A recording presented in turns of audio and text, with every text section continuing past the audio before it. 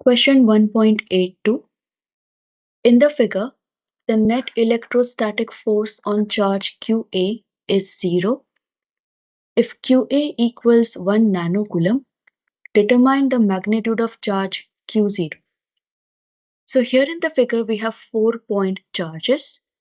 QA, which has a charge of positive 1 nanocoulomb, and it is at a position of 2A and negative 2A from the origin. Then you have two other charges which we call as Q1 and Q2. Both of them have the same magnitude, which is negative 1 nanocoulomb, and each of them is placed at a distance A from the origin. Q2 is placed along the x-axis, Q1 is placed along the negative y-axis. Charge Q0 is at the origin, and we need to find the magnitude of this charge such that the net electrostatic force on charge QA is 0. So let us first show the distance of charge QA from each of these charges. We will show the distances using dotted lines. Let distance between Q1 and QA be R1, between Q0 and QA be R0, and between Q2 and QA be R2. Now QA is a positive charge, whereas Q1 is a negative charge. So QA will be attracted towards Q1, and the force on QA because of Q1 will be along the line joining them, pointing towards Q1. Same with charge Q2. Q2 is also a negative charge, so it will pull QA towards itself. So force due to charge Q2 on QA will be along the line joining them, pointing towards Q2. I will call the force between Q1 and QA to be F1, and between Q2 and QA to be F2. Now, in order to balance these two forces such that the net force on QA be equal to 0, Q0 must be a positive charge, because only when there is a force which is going in a direction opposite to the resultant of these two will my net force be equal to 0. So Q0 over here has to be a positive charge, and if it is positive, it will try to repel QA, and the force on QA because of Q0 will be along the line joining them, pointing away from Q0. And I will call this force as F0. So these are my forces acting on charge QA. And in order to simplify our problem, I'm going to redefine X and Y axis here for the three forces. We will take the new x-axis along the line joining Q0 and QA, and the y-axis will be perpendicular to it. So this is my new axis. We call this y, and let this be x. And we are going to split component of the force according to these two axes. So from the figure, you will notice that the force F0 lies along the x-axis, so we do not need to split them. Whereas force F1 and F2 neither lie on the x-axis nor on the y-axis. So we need to split them into component. One component of both which will go along y-axis, we will call them F1y and F2y. And the other component of both forces which goes along the x-axis, we will call them F1x and F2x. So this is the free body diagram for all the forces acting on charge QA. And now we will use equation of net force to determine the value of Q0. From the question, we know that net electrostatic force on charge QA is 0. And if the net electrostatic force is 0, that means net force along x-axis and net force along y-axis has to be equal to 0. So I can write here F net along y to be equal to 0. And if you look from the figure, along y-axis there are two forces, F2y and F1y.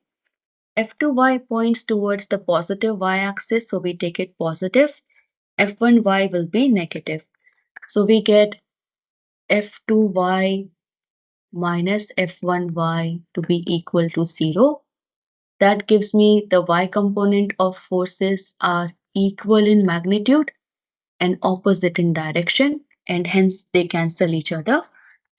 We do the same thing along the x-axis.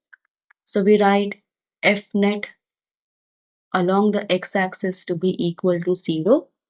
From the figure, we notice that there are three forces along the x-axis. F0, which is going along the positive x-axis, F1x and F2x, which are along the negative x-axis.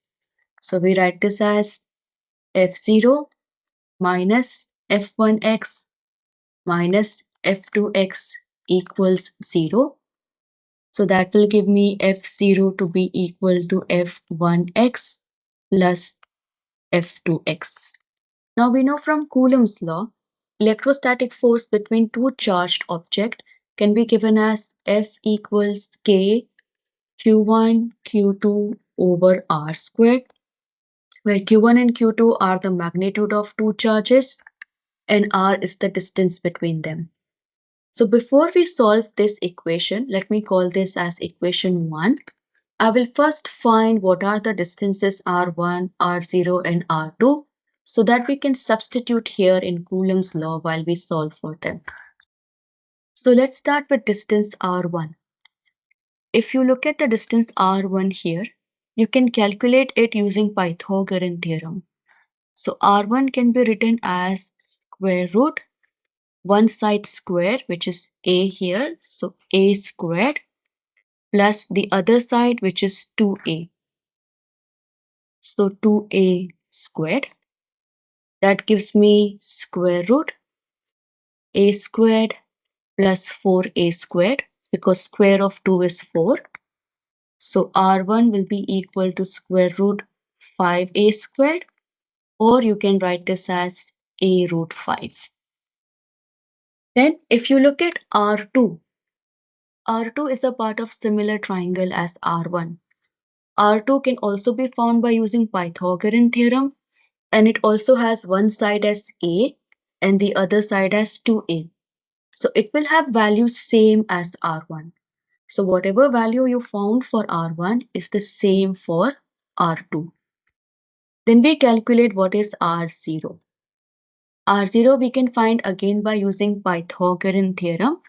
So you see R0 to be a part of this triangle here. I can shade this. This is the triangle for R0. And you can find it as one side squared, which is 2A. So 2A squared plus the other side squared. The other side is also made up of A and A, which is 2A. That gives you R0 as square root 4A squared plus 4A squared. That will be square root 8A squared or A root 8. This is R0. After we find the distances, let us define the angle that the component of F1 and F2 makes with the x-axis. I will call this angle as theta. And the remaining angle over here, we will call them alpha. Then we can rewrite our expression over here as F0 to be equal to both x component of F1 and F2 are with the angle theta. That means they are a side which is adjacent to the angle theta. So both of them will be associated with cosine theta. So I can write this as F1 cosine theta plus F2 cosine theta. Now F1 is the force on charge QA because of Q1 and F2 is the force on charge QA because of Q2. Q1 and Q2 are both having the same magnitude and they are the same distance from charge QA. So if you have a set of charge which are equidistant from QA and both of them have the same magnitude, that means they will both exert the same force on QA. So I will get the magnitude of F1 to be equal to F2. So here when you are adding F1 and F2, you can basically just write them to be equal to 2 times F1 cosine theta. because both F1 and F2 are equal in magnitude, and when you add them, you get twice the value of 1. Now let's write down the rule for force. F0 I can write as K Q0 QA over R0 squared equals to K. F1 I will write as Q1 QA over R1 squared cosine of the angle theta. QA because both forces are acting on charge A. Now we can cancel off the common terms. You can cancel off the K here, QA here, and write down whatever is left. We get Q0 over R0 squared equals 2Q1 cosine theta over R1 squared. So now when you rearrange this, you will get Q0 to be equal to R0 squared over R1 squared times 2Q1 cosine theta. Now I have everything I need to solve further over here, except for the value of theta. I don't know what is theta. So first we will find out the magnitude of theta and then solve further. So if you look at the figure, at this point over here, we know the x and y axes are perpendicular to each other. So this total angle here is 90.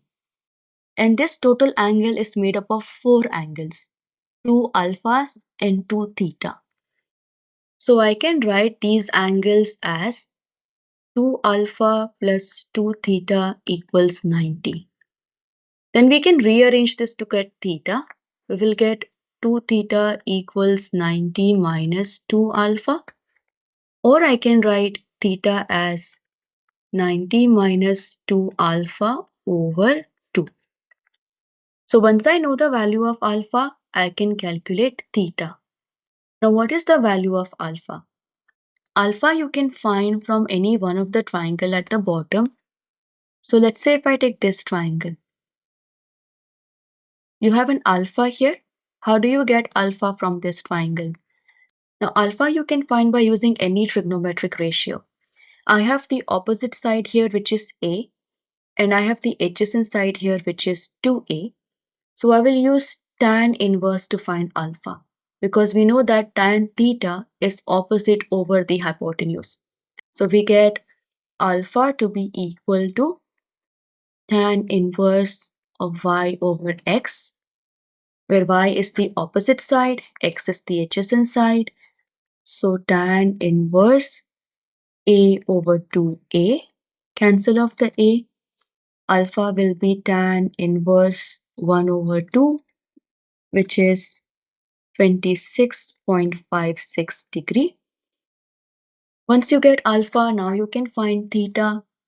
Theta is equal to 90 minus 2 alpha over 2. So let's solve for theta. Theta will be 90 minus 2 times 26.56 over 2, which will be 18.43. This is my angle theta. Now substitute theta here. You get Q0 equals R0 is A root 8. So A root 8 squared. R1 is A root 5. So A root 5 squared into 2. Q1 is 1 nanocoulomb, -1, but while finding force, we just take the magnitude of charge. So 1 times 10 to the power -9. Cosine of the angle theta, which is 18.43. Now solve. You can cancel off the A and A here. And when you solve this, you get the magnitude of Q0 to be equal to 3.03 times 10 to the power -9 coulomb. Or you can write it as 3.03 nanocoulomb.